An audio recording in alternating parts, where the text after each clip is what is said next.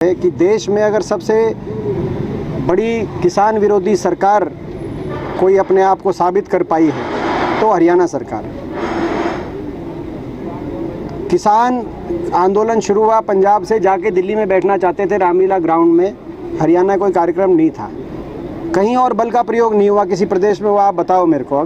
मगर हमलावर कोई सरकार हुई किसान पे तो हरियाणा सरकार हुई।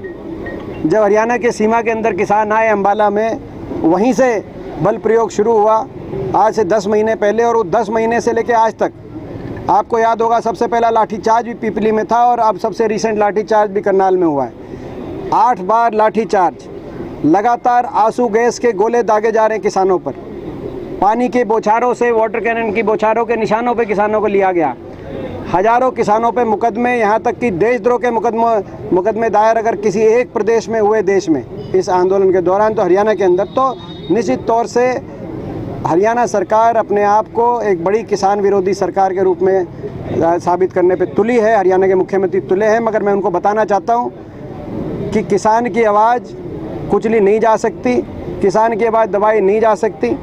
आप जितना दबाओगे और मजबूत होकर किसान की आवाज़ उठेगी। और ऐसे अधिकारियों को आप लोग के माध्यम से आखिरी बात में कहते हुए, ऐसे अधिकारियों को जो सरकारी शय से या सरकार के इशारे पे या सरकारी आकाओं को खुश करने के लिए लोकतंत्र और संविधान की मर्यादाओं का उल्लंघन करके इस प्रकार की भाषा और इस प्रकार की कार्रवाई करते हैं, जो करनाल में जो नज़ारा देखा गया, उन अधिकारियों को मैं कहना चाहता हूं, क्योंकि वो जो अधिकारी थे एसडीएम, उन्होंने कहा था कि जो है इनके सर फूटने चाहिए, मैं लिख के आदेश दे रहा हूं। तो ऐसे अधिकारियों को मैं भी लिख के दे रहा हूं, हम भी लिख के दे रहे हैं। सरकारें आनी जानी, सरकारें बदलेंगी, हम भी उनको लिख के देते हैं। आज नहीं तो कल उनको, अगर वो संविधान और लोकतंत्र की मर्यादाओं को तोड़ते हैं तो उनको अपनी कार्रवाई और अपनी शब्दावली का हिसाब किताब देना होगा। ठीक।